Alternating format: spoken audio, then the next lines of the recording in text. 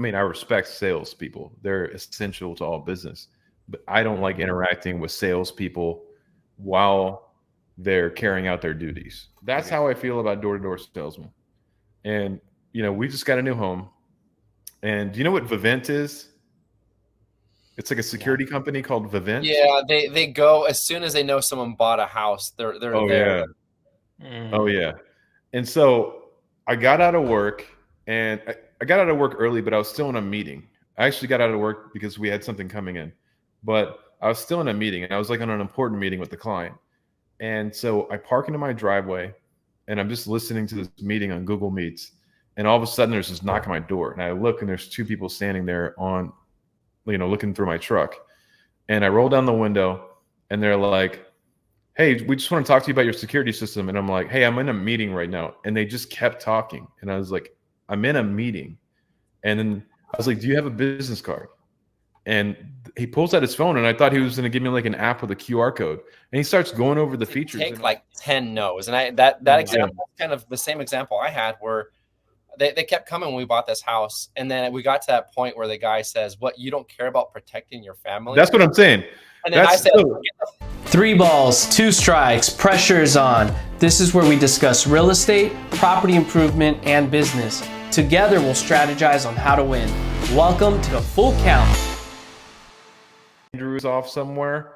He left his computer open, so we're going to record an episode without him. I'm here with our co-host Sway, and of course Nick, and we're going to talk about Elvis Presley as Graceland. We're also going to touch on predictions for 2024. As you know, Sway is our baseball expert on Full Count, so I'm going to get his knowledge, and we're going to tap into some of Nick's real estate expertise and Joyce for this next episode. So before we get started, I've already kind of asked Andrew these questions, and I wanted to get some predictions. I like predictions because later on we have losers and winners, and we could say, "You sucked, your predictions are wrong," or "You're the greatest." I feel like I've won all the predictions so far, so I want to keep that streak going. There's been a lot of talk, this year about when the interest rates are going to be cut. And so I wanted to ask you guys, what month do you think, if at all, in 2024, we're going to see interest rates cut? It's a prediction. Nobody really knows. Based on what I've been reading, it doesn't seem like things are going to go up or down for the rest of 2024. I'm thinking rates may go down, but not till like Q1 of 25. So you're thinking February 2025? Yeah, February, January, March, somewhere around there. There will be some movement, good or bad. I'm predicting they go a little lower, but just a tad bit lower. Like we'll never see those days of the 2%, 3% interest rates. I think everybody's in agreement with that. I think everybody's in agreement with that agree. last part. Nick, what do you think? When do you think the next rate cut will happen? What month? I don't think it's going to happen this year. I mean, if anything, I agree with Sway where it's Q1, Q2 of next year. So you're thinking more March, maybe April. Yeah, more March, April. So me and Andrew are a little bit more optimistic than both of you. I personally think that President Biden has a lot of sway, and he's trying to get reelected. And therefore, I'm thinking rates are going to be cut in October. And Andrew's got September down. We kind of had a back and forth about it, a battle. But I think me and him are more, I don't know if it's optimistic or cynical, but I think we feel there are going to be rates cut at least a little bit. I think we both, or all four of us, are in agreement here that there's not going to be that 2 cuts, 3 cuts that was really hyped up coming into 2024 in the first quarter. We're not really going to see that because inflation's kind of carried on. But I don't know. I just personally feel like there's going to be some things that happen that the American people witness that's kind of artificial. And I think that's one of them before the presidential election. And that's my prediction. So maybe you both are right, but we'll see. And I think that's a good prediction. And I have one that's a little bit more fun. We're going to touch on the other side of what we do, which is who are the 2 teams that will be in the 2024 World Series and which one wins? And I'm gonna start with you, Sway, since you are the baseball expert. Two easy ones. So I'll go back a little bit to the interest rates. I don't know how much sway that Biden has to influence interest rates with some checks and balances here. I think like something physical has to happen. So say, for example, when Nick's boy, Donnie T, gets reelected, he gets inaugurated in January. I think that's when interest rates will change. But I just don't think that Biden can move the needle just by campaigning, just by saying like, hey, I'm gonna forgive student loan debt, something like that. That never actually happens. I think something physical has to happen, like a change in the regime. So, and the only like change that we could foresee is Donald Trump taking over in January. I think I'm a little bit more cynical, where I feel like either one or two things. I just feel like there's something that happens behind closed doors. I'll put it there, and I'm a little bit more cynical in that regard. And maybe I'm right, maybe I'm wrong. And I'll tell you, if they don't go down in October or September, I'll feel actually pretty good about the country. Yeah, all right, I like it. Yeah, well, I mean, I think we all hope you're right, Chris. And I don't think you're being cynical. I think you're being more optimistic than probably both Shui and I and most people out there. So We'll But see. we can agree that Donnie T is Nick's boy. So we'll put that on the record. 100%. That's our prediction. I don't think he co-signs that one, but hey, somebody's got to take the place of Andrew while he's gone. You know. It's on the internet now. It has to be true. I think Andrew would really like this next comment, where I think I'm at the point where I think I'm going to sway towards good old Donnie T this coming around. So, well, I think everyone can agree that the interest rates are coming down if 45 becomes 47. Yeah, you know what I mean. All right, so on to the next one. Like I mentioned, who are the two teams that make it to the World Series, and who comes away with the W? So I'm saying that every few years, I can't talk today. Every few years, there's that team that comes out of nowhere and surprises people. So we've had the Nats do that. We had the Diamondbacks do that. The Astros have done it. I think it's time for the Mariners to step up, and I see the Mariners going to the World Series, but they're going to hit a roadblock, and it'll be Dodgers in 6 over the Mariners. And I'm not just saying I'm a Dodger fan, but I just think like the Dodgers have all the pieces in place right now. Pitching's lacking a little bit because of injuries, but people are coming back. We still have the trade deadline, and everybody knows that the Dodgers usually do make some big moves come like August. So I'm saying the Dodgers are stacked. The Mariners are going to surprise, but in the end, the Dodgers are going to hoist that trophy in October. That sounds very hopeful. Nick, who do you got? I think it's going to be the Yankees and the Dodgers. I would like it to be the Yankees and the Dodgers. Well, you and Andrew have the same pick. I'm starting to notice a little bias here. Yeah. So you're thinking the Yankees win against the Dodgers? I'm going to go with that. Okay.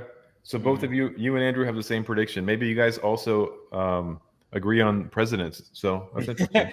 This coming round, I think we might. I don't know. We're coming. I guess closer and closer as far as ideologies go. Hey, maybe everybody is. Who knows? But I actually chose, and I will say I changed it up. I had an answer earlier today, but then I looked at recent events and I changed it. I initially was going to go with the Braves versus the Dodgers. Whoa. And then I changed it to the Phillies versus the Dodgers. But maybe I'm just so Dodgers Phillies, they'd meet in the NLCS, so you'd have to have an AL champ there. So would you pick the Phillies? Oh, you know what it was? Sorry. It was Phillies Yankees. I was going to go with Dodgers Braves, but now I'm going Phillies Yankees. And I have the Phillies win it. Just and look, that's just to be a little different because I can't pick the Yankees. I know you both were going to pick them. You and Andrew were going to pick the Yankees. Yeah. But anyways, that'll probably be a really good game too. That'd be a matchup to watch. I love the Phillies. I love everything about them.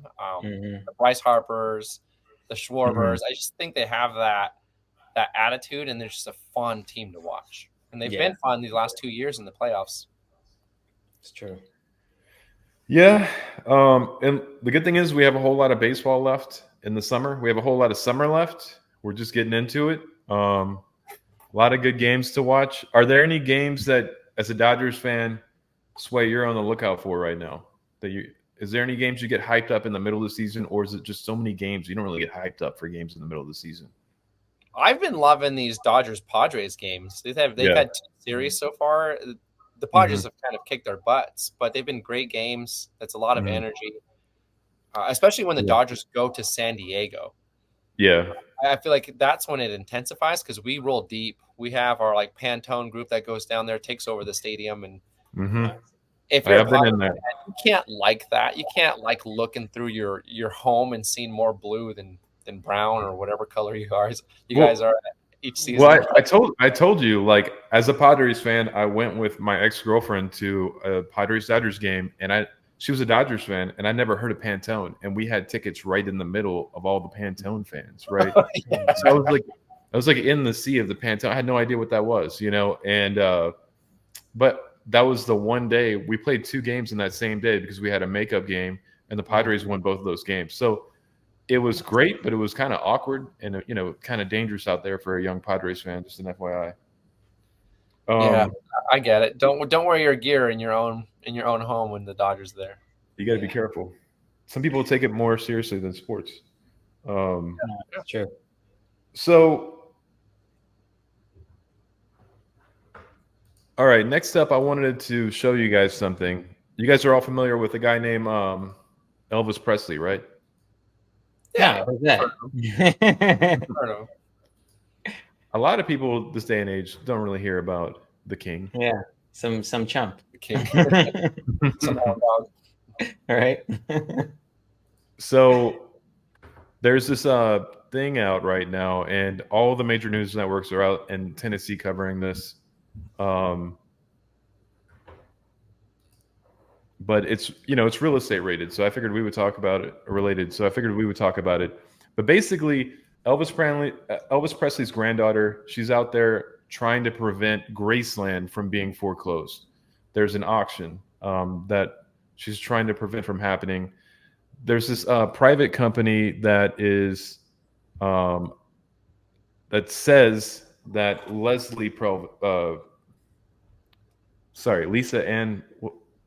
Lisa Marie Presley secured a loan back in the day with this company called Noscity Investments in private lending.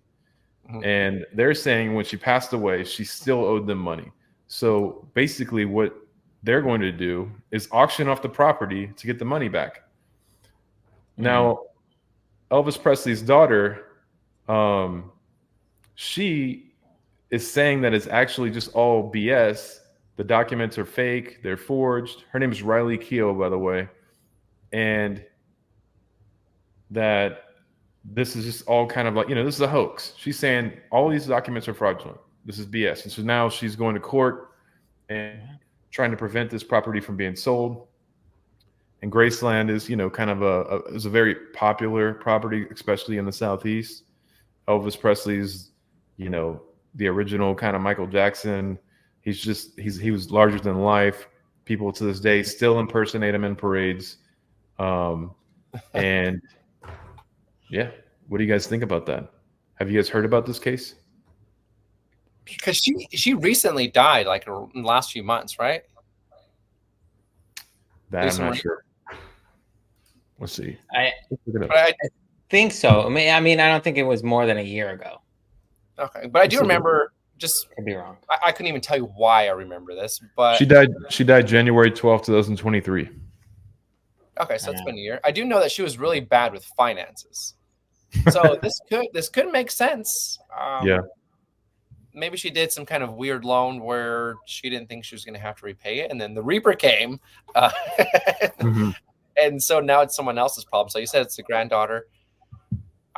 I think it might be real, just based on that. I don't even know how I know that, but just what I've heard, it could potentially be true. I mean, I just hope for, City investment's sake that Judge Ingeron is not the one valuing these properties. Wait, who is that? Judge Ingeron? I don't know who that is. That's a Trump judge, right? That's the Mar-a-Lago. Oh, okay. So I follow that closely. No, so obviously not a lot of feedback. Yeah, right. And look, we're not really getting a response from this, and I think it's because Elvis Presley's like been so far removed from mainstream culture, right? But I mean, he lost a lot of his wealth. I mean, before he died, didn't he? He's still one of the top earners. Yeah. Like year after year. You know, at the end of the year, you see those like reports that come out, like Michael Jackson, Elvis Presley, Prince, all these people that died, they're still generating money. But like Chris was saying, he died 50 years ago. Like, is there still going to be a fan base 10 years from now, 20 years from now? Nobody's going to remember that. Nobody's going to remember like Chubby Checker. Do you know who Chubby Checker is? No, because I was no. Who is that? I really don't. It's just some old time like musician, probably from like the 40s. Yeah, maybe I should, but Elvis was like Beatles level, right? So you have Elvis, Beatles, Michael Jackson. I don't know, Rolling Stones. These are like significant. Taylor Swift, right? Yeah, true. But there comes a point where that fan base is so old, they're gonna die off, and it's not like people are passing on Elvis to their kids. Like my kids wouldn't know what Elvis is, or even Michael Jackson. I just think that it's gonna die eventually. Graceland probably has 10, 20 years of revenue, tourist revenue, and then who knows what happens when it just gets torn down. Maybe it just becomes a thing of condos. No, I mean, I think there'll be a little bit more history to it. I think there's going to be people who kind of keep the memory going, even if it's not that big of a like fan base per se, right? I don't think it's just going to be completely forgotten about, So it just might not be as profitable, like you said, like 20, 30, 40 years from now. That relevance is just going to get slimmer and slimmer as the years go by. Yeah.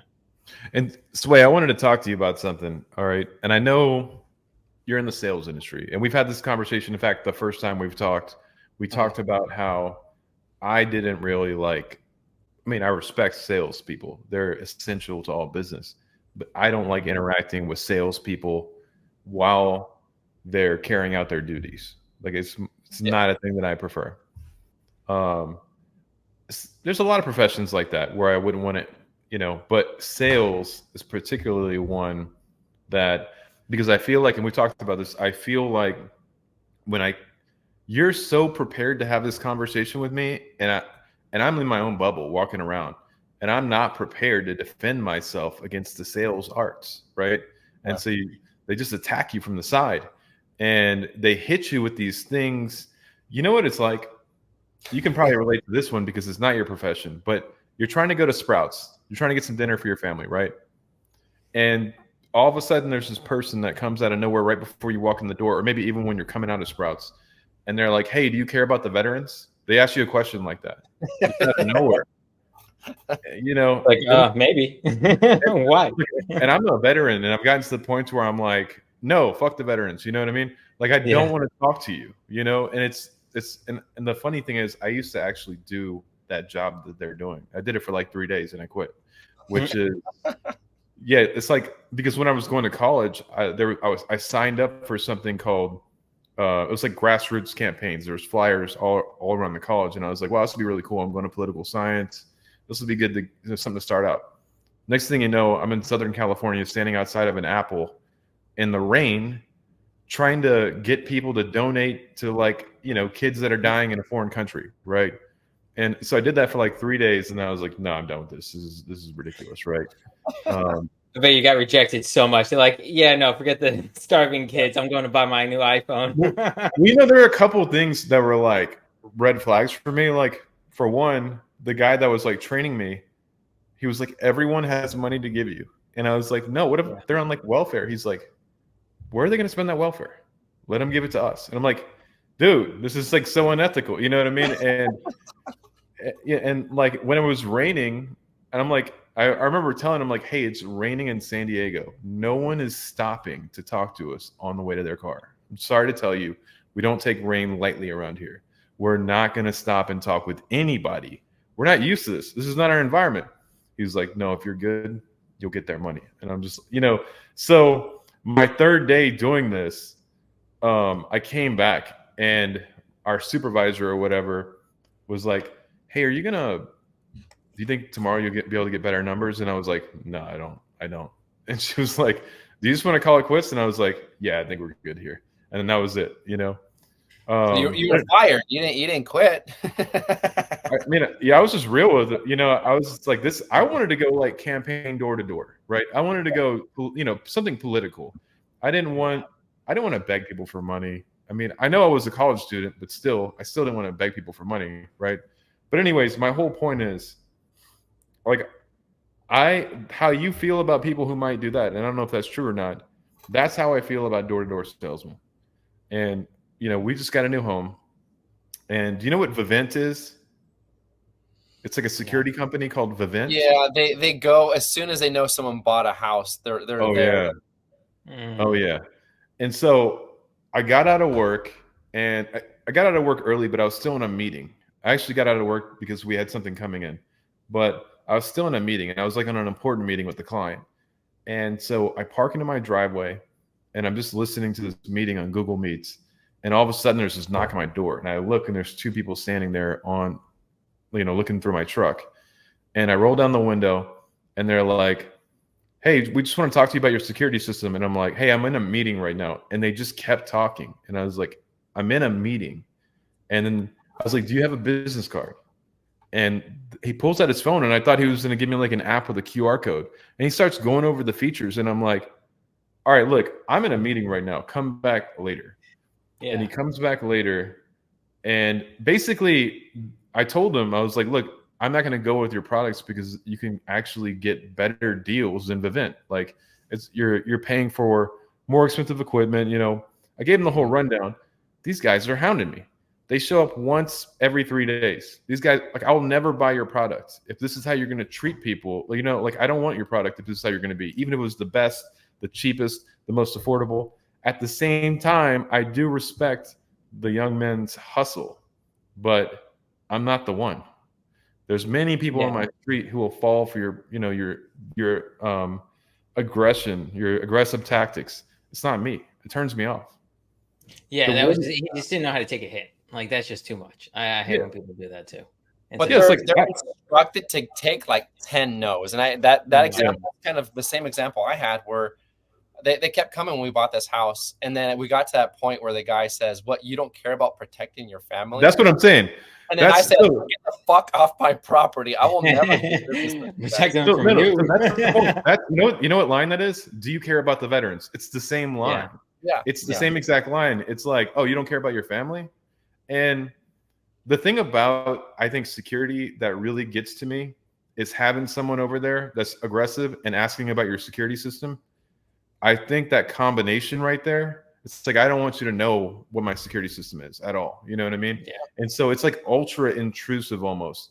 And to the point where I know ADT is probably an inferior project and I won't go to them, but I would prefer ADT because of those sales tactics. You know what I'm saying? Yeah. That's when you get snake bitten by sales guys. But the good salespeople are the ones that bring down that wall. So you don't really even understand, like, hey, nobody wants to get pressured into doing something, but it's like the ones that show that, hey, I don't care if you do this or not. I'll explain the benefits, like the ROI to you and why I think you should, but hey, no pressure. Those are the sales guys that are super successful, that make you feel like, hey, okay, not pushy. He'll sleep well at night knowing, like, hey, whether you go with him or not. But it is kind of like that Jedi mind trick. And if you don't do it right, you come across as that dickhead. Like right. Guy. But we're the professional guys that do it really well. You feel good about making that long-term investment in whatever it is. Right. Yeah, that's exactly.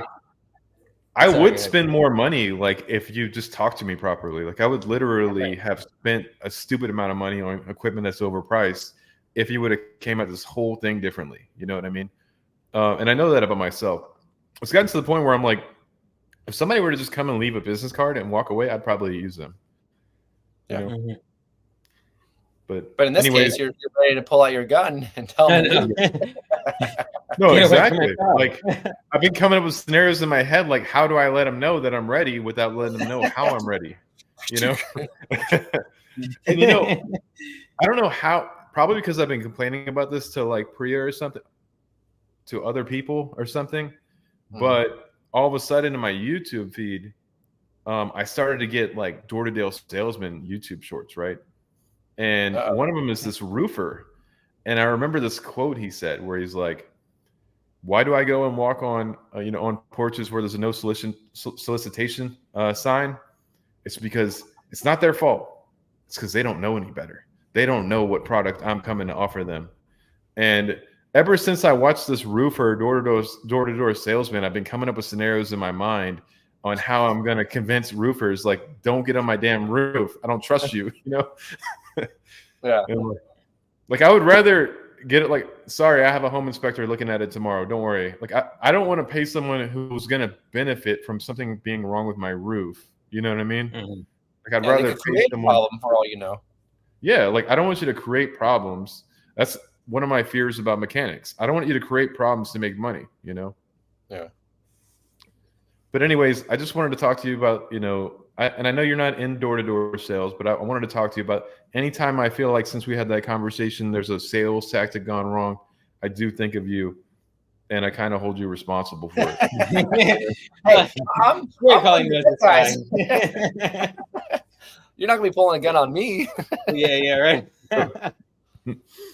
No, I'm like, hey, can you tell Sway to get over here right now?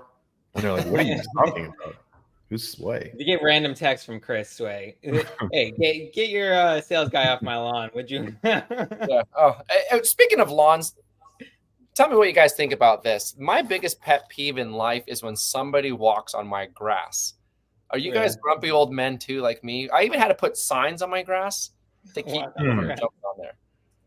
Pick up your poop. yeah, that's how it started. People let their dogs go or let their stinky kids run in our grass and turn it yellow. Yeah. And, I wanted to do that before it became physical. That's funny. I actually haven't had that problem, but like, I have walked across like recently my neighbor's lawn because it was like I walk up a hill or I walk to the left and then go in the driveway and then walk up. Mm-hmm. When I was carrying the lawnmower, and the next day he came over and was talking about, maybe we should split money on like privacy trees. And I was like, is it just a coincidence that I just walked in your driveway yesterday? Like in my head, I was just thinking that was a strange coincidence that, we're talking about privacy trees now, Yeah. I think it's like that animal instinct. Like someone's embarking in your territory. You have none of it. Or maybe I'm just a grumpy old man. I don't know. No, it could be that. It could be both. I mean, I get mad when my own dog pees in my lawn because I'm like, now you're ruining the lawn. Yeah. Yeah. Good job. So hold on. Do you want to go to the sub 2 property? Oh, yeah. Good call. So we actually almost bought a property that met this, and you're calling it sub 2, and I think I know why. It's because now they're sub 4, but back in the day they were maybe like a year or two ago they were called sub 2, right? Is that why you're saying that terminology? I believe so, but where first got introduced to that term is through Pace Morby in his community, and that's basically what he's built his whole, or a lot of his community on, is taking over. No, subject to, I think it was, I believe, I could be wrong. I haven't looked this up in a while, but it's because of the clause in the mortgage, like when you take over somebody's mortgage at their interest rate. Mm-hmm. I think that's what it's called, is subject to. Yeah, not because of the amount of interest rate. But we actually almost got one of these, right? So, we're looking at the Atlanta housing market, and we almost got one of these assumable mortgages is what they're being called now, right? Yeah. And there's a couple different apps that will show you assumable mortgages. And we found a place that I think it was like $600,000. and 400,000 of it was going to be at like a 3.5% interest rate, which was like amazing. Good deal. But then that 200,000, we figured out you would have to get a second mortgage or have cash. So okay, we didn't have like $200,000 laying around in a briefcase or anything, and so we were thinking about it, and it's like, do we really want to have 2 mortgage payments every month? Is that even going to even out to a better deal? Probably would have, I think, if you really think about it. But that kind of like it wasn't just that. Maybe if we liked the neighborhood it was in, we probably would have gone with it. But the surrounding neighborhood, the street was great, but the surrounding neighborhood, we had a lot of questions about. But you're basically paying 2 mortgages at the same time, which can get kind of interesting because, you know, when you have 2 mortgages, who owns the mortgage? It's like I don't even know how that would work. Like, which company would have the lien on the house? They both have a say. Would it be a percentage? I guess it would be percentage. But that is the first time I've ever heard of that. That's so weird. Yeah, why do they run concurrently and not like, say, for example, you pay the 400 and then, you know, in 15 years you probably saved a little, and you have that opportunity to save that $200,000 and just pay it off cash. Well, I'll give you one example of how this happens. Let's say I have a VA loan, and when I bought my property, it was worth $400,000, and then I couldn't pay it off. And these are government-backed loans, right? So I can't pay it off. The bank forecloses on it. They still have it locked in at this percentage rate. Meanwhile, it's gaining equity. Yeah. The money you have to come up with is the equity between what the original value of the loan was and what it's worth now. So that's the money in between that requires that new interest rate that matches the current times. That's what you're paying for. Now, you could make the argument that like banks could come up with some kind of simple solution where it kind of meets them, it averages out. 1/3 of it is the original mortgage rate, and then the other 2/3 of it is what it is now, what it's worth now, and vice versa. And then it just kind of averages out. That would probably be the better way to package it, but that's not really how it's working. And I think that has something to do with the law. If I had it's to probably guess. 2 separate companies that don't want to play nice together, I would assume, because you know how mortgages change hands, it seemed like every 6 months.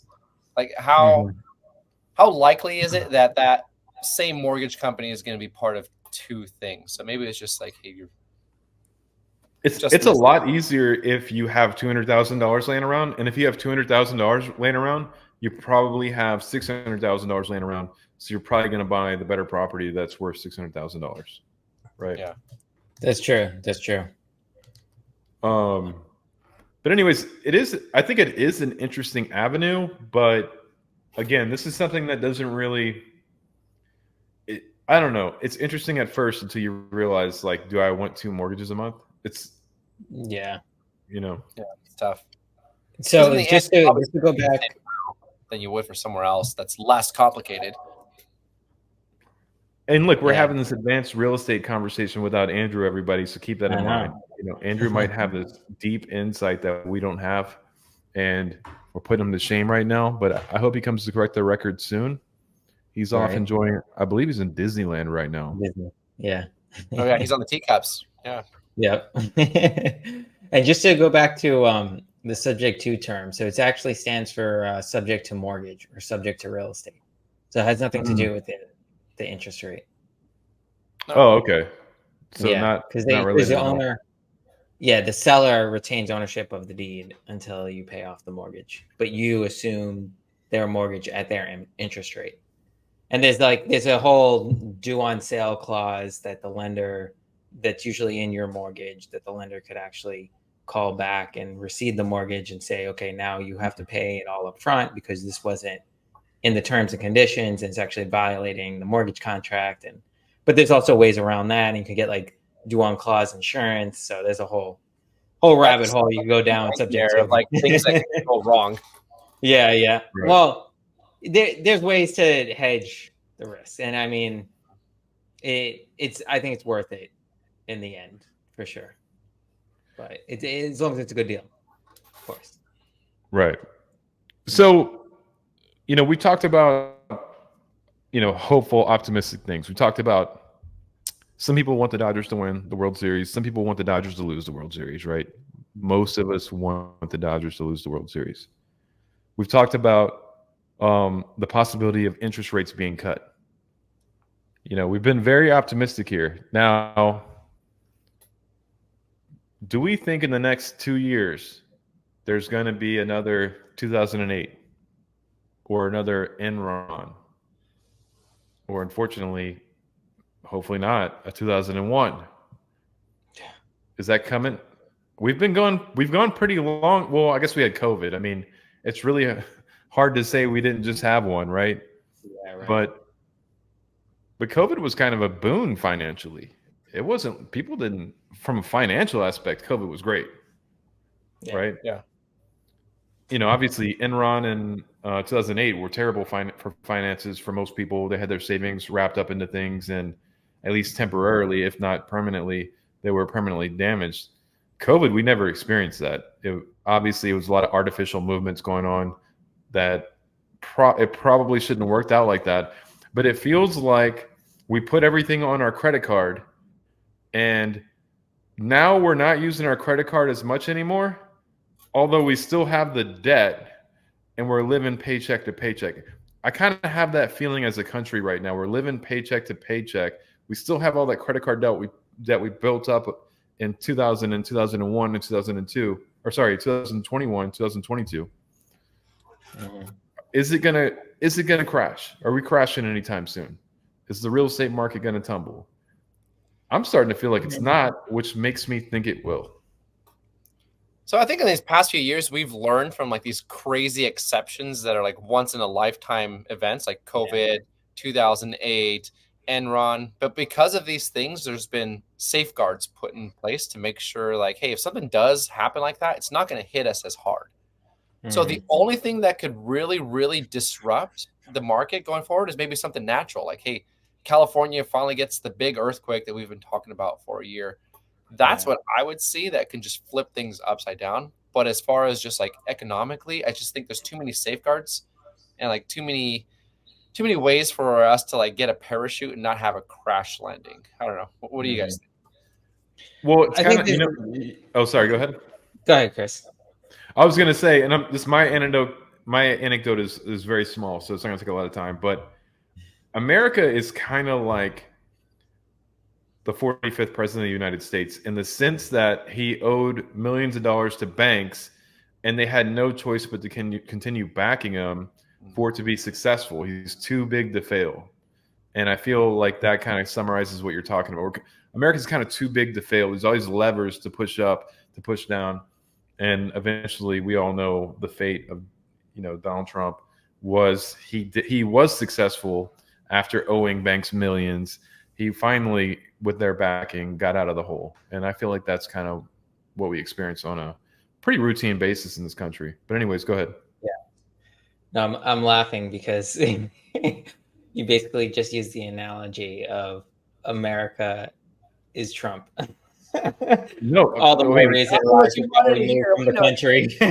well, and look, it's not. I will say it's not just him. Really, right? here I come. No, it's not just him in that analogy, right? It's the banks, and look, it's vice versa, right? In 2008, the banks were bailed out, right? So the banks were Donald Trump in 2008, and the government was, the banks, right? Bailing them out, right? So I mean, that's kind of America. China so much because China is kind of like the U.S. bank. I mean, in a way, they, we owe them all our debt. No, I just found that funny that you gave that analogy, Chris. Well, and look, and I want to just keep in mind that I'm not saying America is Donald Trump. I am saying that, but it's similar. That process that he was able. Look, the banks could have let him fail, right? They didn't let him fail because they knew they needed this person who owed them money to get a lot of money so they can make their investment back. Right. Why did we bail out the banks? Why did we bail out the? No, right. I agree with you. Yeah, and why did we bail out the airlines? Right. It's because we knew their investment long term was going to pay us back more than them falling because they deserved to, which they did deserve to, but it's going to pay us back more if we keep them around. You know. Yeah. But like if you translate that to the world economy scale, right? America falls, that's going to do horrific things to the world economy. But if it's a small gradual fall, like our dollar not being the then it'll be thing, then not as big of an impact. But imagine if Elon Musk would have backed anything other than Dogecoin. Like that would probably surpass the US dollar. Like if it wouldn't have been Dogecoin, it could have been anything other than that coin, and it would have been like this hit success. But he chose the one thing that will never become valuable. You know, it was for like 2 hours. Yeah. He had it. He's like, you know what? I'm going to take this asset that constantly produces more all the time. We'll never be able to buy it to where there's so much demand that it surpasses supply. This is the thing I'm going to promote right now, you know? Right. Yeah. But to go back to your question, Chris, I mean, I don't think we're going to see anything like 2001, 2008, anything like that. I mean, I hope not too, but I don't think like you said, Sway, I think there's too many fall safes in place. Yeah, it would have to be like another 9/11, another like natural disaster. Who knows? Like Yellowstone blows up or something. Right. You know, and I also wonder from an investment standpoint if, you know, because it was very weird in the beginning of 2020 when this was popping off because everybody was a little cautious, right? I remember there was caution, and then all of a sudden, things. I think is what set it off. Was it Robinhood or GameStop that set it off? Probably both, right? That kind of set this whole culture of investment off, right? But everybody was a little cautious, like, wait a minute, we got to be careful here. Is how things ended up in that era. The next time a disaster happens, is it going to be, instead of caution, almost an eagerness to invest a ton of money because of what we saw happen in the past disaster? Yeah, well, I mean, I think that people are there's more information out there. People are more connected, right? And I mean, in the past, anytime there's been a recession, what have the wealthiest people done? They've invested. That's when they've invested the most, right? So, I mean, Warren Buffett, to your point. Well, to your point, Warren Buffett says, be fearful when other people are greedy and be greedy when other people are fearful. Exactly. And everybody's kind of heard that by now, right? Exactly. So everybody's aware and kind of has an idea of what the real wealthy might do in these situations. Now, there are things that, you know, they don't share that the general population, I don't think, is aware of, but, you know, trends or certain tactics like that, people are going to do it.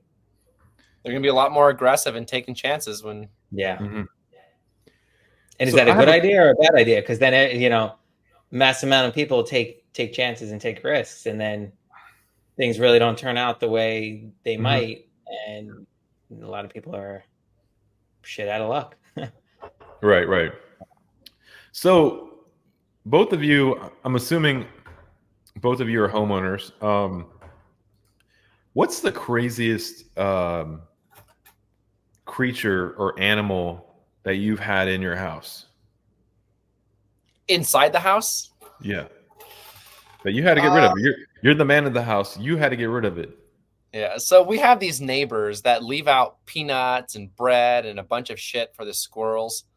So like the crows and the birds will come and do that. But what they don't see at night is like, hey, when those squirrels don't get to those peanuts, the rats come out and they feast on that stuff. So come dusk, up until, you know, fairly recently, once dusk hits, you could see those rats coming out of our neighbors, like back of their garage, because we share a wall. Every now and then we get a rat inside of our house. So I'd go in there. We had to go in the crawl space, put a trap, kill it, and then just fence off all the little like ways to get in. Mm-hmm. So we'll occasionally get a rat or a mouse, but nothing crazy. Like we see possums all the time. Like our kids love possums now because they saw like 10 little baby possums in our backyard, and they've been obsessed with it. But just and possums are normally pretty sweet. They're not like aggressive. No, not at all. They'll hiss at you. They look disgusting. Yeah. But yeah. They won't mess with you. Yeah. What about you, Nick? Has there been anything in your where you live where you're like, this is terrifying, I need to get this thing out of here? Well, no, I mean I'm in an apartment now, so I mean, but I mean I've had a rat in my apartment in Boston before. Actually, a mouse. It was more of like a mouse. I don't know. It wasn't like a huge like freaking New York sewer rat or anything. It looks like a cat. But I did have one that must have been, I don't know, maybe came back in one of my luggages from Italy or something, because this mouse or rat or whatever it was, basically. So I had in my pantry closet, right, my kitchen, all like snacks and nuts and that kind of stuff. But I had a couple of Ziploc bags of Italian cookies that were limoncello like flavored, pistachio limoncello flavored. And they were in a couple of Ziploc bags, keep them fresh, right? Because I had to put them in my luggage when I brought them back. And I had them in a bin in my closet, in those Ziploc bags. This mouse gets into my closet, doesn't go after anything else, nothing else. Chews through the bin, through the bags, and just eats the limoncello cookies and nothing else. He had good taste, or she. Yeah, right. Yeah, exactly. I thought he was going to come home one day and he's going to be like Ratatouille cooking me, sauce and meatballs on the stove or something. Right. Well, that's probably the weirdest. I mean, I think growing up, I had some weird things. Maybe, I don't know. I want to say an alligator. I think there's been like, lizards. An alligator? Yeah, like what's? Maybe I had a baby alligator one time. What state? You're talking about Florida? Florida, yeah. Oh, okay. In Florida, you had an alligator. No, the mouse was in my apartment in Boston. Yeah, I was like, whoa, the Boston alligators? What the hell's going on? Yeah. So be a sight for sore eyes. I don't know if you I know you both are busy people, but I don't know if you guys had the opportunity to watch the end of the last episode. Did you? I didn't. No. So this is good because I want to get your reaction. There's a reason I asked you that question, because all of our stuff got moved in here. So I don't know if this came from the LA warehouse where our stuff was sitting for a long time, or in our backyard. We have like the woods behind us. And so I don't know if it came from there or this LA warehouse, right? But we had basically moved everything into the house. And one of the last things, I had this canvas from IKEA and a frame, and the frame was separated and the canvas was rolled up. And it was downstairs in our basement, our terrace area. And I was putting together the frame. I was about to undo the canvas. And there, all of a sudden, I looked to my right. And there's something that I'd never really seen before. And it's this brown thing that's kind of crawling on the ground. And I look at it and I'm like, is this some kind of insect I've never seen? Like, it's this giant brown thing. And it was like what the? So I walk upstairs so I can go outside and walk around and see through the glass because I have no idea what the hell I'm looking at, right? And I'm looking in and I'm like, is that a fucking bat? And it was a bat. I had a brown bat inside of my house and it was crawling. And so I'm like Googling real quick and I'm like, brown bat crawling. And it was like, this probably means it's dehydrated or just came out of hibernation, right? And so Priya had just landed at the airport. Or no, she was in a plane. And I'm like, I know this bat has to get out of here before she gets back or she's going to lose her mind.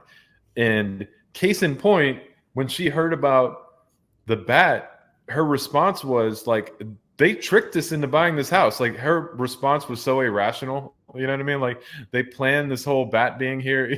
Like maybe they moved because there was a bat in the house or something. Like such an irrational response. Like, we got tricked into buying this property, right? Yeah, like a bat infestation. It was hilarious. But so anyways, I'm like, all right, I need to get this bat out. But one thing I'm worried about is, rabies and rabies awareness. Like, rabies is a real thing. And if you get it and it's not detected in time, like, you're basically dead. There's a point where you don't come back from rabies, Yeah. And so I'm kind of worried about it, right? And so I was thinking, how am I going to get this bat out of this apartment? And so I found like this empty club soda container. And I was like, all right, I'm just going to scoot this thing up to the. What I was really worried about is this bat had one more flight left in him. You know what I mean? Like, I was just, the whole, and I've said this before, but the whole Ace Ventura Pet Detective thing, I don't want this thing flying in my face. And so I'm slowly scooting this like club soda carton closer and closer and closer and closer. And I go around to the side and look, and then I come back around and I'd scoot it closer and closer. And finally, it stepped into the carton. And I was like, oh, yeah. Not only did it step into the carton, it walked the distance. So I knew it was secure in there. It knew what time it was. It's time to get the hell out of my house. And so I grabbed this thing. You just wanted to go to sleep. So I grabbed this thing. I got, put it outside and put like a plate of water. And then a couple days later, I went to go check on it and it was gone. And I was like, sweet. Maybe I saved the bat's life. Maybe got eaten by a snake. I don't know. But it is gone, And, I will say I was a little terrified because I just didn't want that thing to fly towards my face. Yep. And, I got to say, there's something about being a male that goes super underappreciated in those moments. Those moments never make it to the Instagram memes. You know what I mean? Like, we just don't get appreciated in that. Who's else is going to take care of it? I'm surprised that you didn't kill it and you gave it an opportunity to get better or fly away or something. Well, all right. I'm not going to pretend like I'm a good guy. I learned this information. I learned this information after the fact, but like killing a bat is apparently illegal. But is it? Okay. But I have gone that route before, by the way, but not with bats. So I'll give you guys one more story, and I think we'll be cutting it close to the end. But in San Diego, we had moved into this, not, me and my fiance, but my company had moved into this building, and it was closer to the Navy Yard. And when we moved in, we didn't realize, but there were pigeons that had babies inside of our facility. And we did everything we could for like 2 or 3 weeks to get these pigeons out. Like, we would put a hose on them. We would blow it. We would do everything to get these pigeons out, right? We couldn't open our roll-up doors because if we ever opened them, they would fly in. They would wait for us, and they had put babies there and everything. And so I did everything in my possibility to get these things out that I could think of, aside from ending one of their lives, right? And I was still planning to go the diplomatic route, although I felt like they were starting to just mess with us. And they would just wait. As soon as we opened the door, they would fly in. They would just wait. We put like the accordion style gate to keep them out.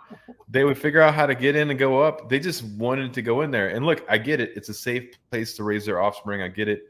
But we had to run a business. Now, about this time where I'm kind of running out of ideas, one of my employees had put a complaint into OSHA that there were fleas in my facility. And I don't know. I'm not really sure that they actually came from our facility, but I do know that we had pigeons up in there. And if they did come from our facility, it's the pigeons, right? So now I kind of had the ability and responsibility to take care of whatever I need to take care of. So I reached out to our corporate office, kind of explained the problem to them. And our VP kind of said to me, he's like, well, if you get a BB gun and shoot them, no, just don't do it when anybody's there, And I was like, okay. So I went on Craigslist and I found like a $40 Daisy, I don't know, like Red Ryder or whatever kind of rifle, right? The same pump pistol you grew up, or pump BB gun that you grew up with, right? And I just got BBs. I didn't really do anything fancy to it. And one of these pigeons was in this room, right? This one time. And it was like this metal room and I had BBs and it's the weekend. And I'm trying to shoot this pigeon with this BB gun, walking around, and these BBs are bouncing back at me. And it's like this pigeon's flying all over the place. Like, it's a super traumatic scene. The sights are off on this BB gun. And I'm like, this is not the way to do this, right? So I went online, did some work, and I'm like, all right, I'm gonna get a scope for this thing. And I did like 4 or 5 things to like make the trigger to where it's like a hair trigger. And I just tightened this gun up to be super efficient. And I'm like, now at least when I take down this pigeon, it's gonna be a clean kill. Nobody's gonna, he's not gonna suffer. It's gonna be over. So one Wednesday, I had to come back to the shop because I needed to print out our fair tickets for the San Diego Fair. And it's like 5:30, 6 p.m. And when I pulled in to the office, I saw the 2 pigeons on top of the shelter-like roof, right? And I was like, I'm going to get them. This is the time. And the sun's starting to come down, right? It's starting to get romantic, right? And so I go get my pistol. This is a good thing and a bad thing, but they are engaging a male and a female in relations, right? And I'm like, now's the time. And I fired, and I definitely hit it, right? But then when I looked down to the ground, it was kind of like waddling, like it couldn't fly, like I clipped its wings. And then I had to take the last shot. I had to put it out of its misery. And the sun was coming down. The sun was setting right behind it. And it was looking right at me like my life's over. And I ended it right there. And it was a super traumatic experience for me. And I went inside. I grabbed my tickets for the carnival or for the fair. And then you went to the fair. Traumatic. And then I went outside, right? And then went out a great time. Yeah, right. Didn't think again about the pigeon. And then I went outside. And the pigeon Sounds was very gone. traumatic, Chris. The pigeon was gone. Like a hawk came and grabbed it. And I will tell you this. We never saw a pigeon around that facility ever again. There was never a pigeon that came like within any distance from that facility. It was like messenger pigeons. They told like, stay away from here. And so we tried to work things out the diplomatic way, and they just wouldn't accept the message. And somebody had to come through and handle the problem. OSHA was going to come to my door any minute. We had to do it, But I will tell you, what really gave me the green light? What? I was like, is it really normal to be like shooting pigeons? Right. So I went on YouTube, and like one of the first videos I saw was like one guy, it's like bright thumbnail. It's like, we killed 1,000 pigeons in the silo. And I'm like, okay, I can take this one out. You know what I mean? Like I saw this crazy video like that, and I was like, this is the thumbnail. And I was like, oh, I can take one out. He's got 1,000. But that still kills me from a guy who raised pigeons as a kid. Okay, I mean, no, this is a great point. Yeah. What would you have done? You have an employee complaining about fleas. You got OSHA breathing down your neck. Yeah. You got the green light. You got pigeons who are taunting you. What does Nick do to solve this problem? So, I mean, you could have just caught them and then brought them someplace else. I could have caught the pigeins. You know how hard it is to catch a pigeon? Yeah, I'm not a. Yeah, Rocky that shit. No, I'm just kidding. No, we did. No, I did call. By the way, I want to leave something else in there. I called San Diego Animal Control, and they were like, "No, these are classified as pests. If you want these out, you'll have to take them out." They'd let me know that. Yeah, I tried to do it the right way, like every single way, and they just had to die, or one did. Yeah, pigeons are just so in abundance. That's it. Street rats is what. They had to get blasted. Yeah. But it went out doing what it loves to do, right? No, exactly. So it was a good ending, in my opinion. But who I feel really bad for is that chick pigeon that was like watching that go down. She's just like, damn. Real. That was traumatic. That too was traumatized. No, let's be honest. She went and found the next male pigeon down the street. Like those kids are single. Yeah, pigeon hunters. So, anyways, I'm glad you guys encountered a couple of mice in your apartments. I've had to deal with real things, Hey, but I didn't. I mean, I had some weird animals, but that's because I had them as pets rather than. Well, when I grew up, my aunt and uncle had rabbits, and they used to always run away. And then we never really put 2 and 2 together that we had rabbit that night. You know what I mean? So, they were constantly running away. Yeah, but all right. Well, on that note, Chris and his. I don't know how much Andrew's going to keep on here. Andrew, leave that last part in, please. I'm just messing with you, Chris. No, I mean, we have Nick the pacifist. We have Chris the warrior. And Sway spectator. Yeah, I'm a little in between. Yeah. But all right. Well, should we wrap it up? I think so. Sure. I don't think Andrew's going to keep the last 20 minutes in there. But it was still, maybe. It was still fun. Maybe that'd be the cover. Be like Ratatouille, fucking The bloody thumbnail pigeon. would be, like you holding a gun, like pointing to that pigeon. Yeah. Well, I have actually some really good stories to tell, and I think I've kind of hit enough distance between my company to really come out with it.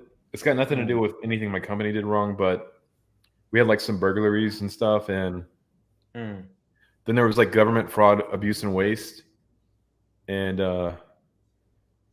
yeah, I think I'm getting close to the point where I can confidently. But where I can say it, where I feel like I won't put my former company in any trouble. Yeah. But I mean, I got tons of stories. Just tell us where the bodies are. Yeah. Nobody died. Oh, actually, I think one person did die, but it wasn't because of me. It wasn't because of me though. Next time on Dateline. What's up? Yeah. I think I'm ready to come clean on it, but probably not on full count. Yeah. Yeah. Okay. But hey, it was good talking to you guys. We should do something again next week when Andrew's here. Yeah. Let's do it. All right. Let's see what Andrew cuts out. What's the time on this? 1 hour exactly? Yeah, a little over an hour. Just we'll seconds know. of an hour. All right, no, I've been catching up with you guys. So I've been MIA. I've been trying not to fall apart, literally. So. Hey, you know what? I can kind of relate a little bit to you because, not to minimize anything you're going through, but yeah, I've had it's called performitis syndrome, and I like hurt my back early on the move from San Diego, and then like it's basically a condition where you have to like one muscle's taken over, and you get I don't know how to say it, but like sciatica. And basically, it shoots down your calf, and like sciatica. Sciatica, yeah. Oh, there you go, sciatica. I've only read about it, right? Really? Yeah, and like shoots down my calf, but I've started to do like these exercises where like I feel like twice better than I did like 2 weeks ago. So I'm actually recovering now by exercising and getting the glute and all that. Right. But I felt like I was dying for a minute there, sitting in 8-hour meetings and shit, like feeling like it's hurting to sit and hurting to get up. But I'm feeling better now. Like the more work I can do, I'm getting better. So I will tell you, I felt the pain. I felt like I was falling apart, and it's not fun. Take care of that back. A back can ruin your life. Yeah. Well, I will tell you, like it's not even a back pain. It's like an ass pain. It's a pain in the ass. But it starts in your back and then shoots like all the way down to your feet. It's fucked. Yeah, and I am getting better because I recognize what to do. But you know what most people do is they go to the doctor and get fucking prescription meds and shit. Yeah, and I didn't want to do that. Like I'm trying to solve the problem. I'm not trying to like relieve the pain. I want this shit gone in my life. Yeah, I hear you. This whole time we've been talking, that's what I'm feeling. One thing. Plus everything else, every other joint. It's great. I probably shouldn't say this, Nick, but the one thing that's really cures or really treats my pain at night is like drinking vodka. So there you go, Nick. If you got pain, man, fucking drink vodka. No, nothing needs those pain medications. No, you got vodka. It's not needs that. It's socially acceptable. Yeah, sure. Nobody wants to be called a pilly. You be an alcoholic instead. Hey, look, just drink some vodka. You'll be okay. Trust me. Yeah. Okay. All right. The next episode, we got to check each other's cups. Yeah. All right, guys. Hey, it was good talking to you both. All right. See you guys. Good. You too. Take care.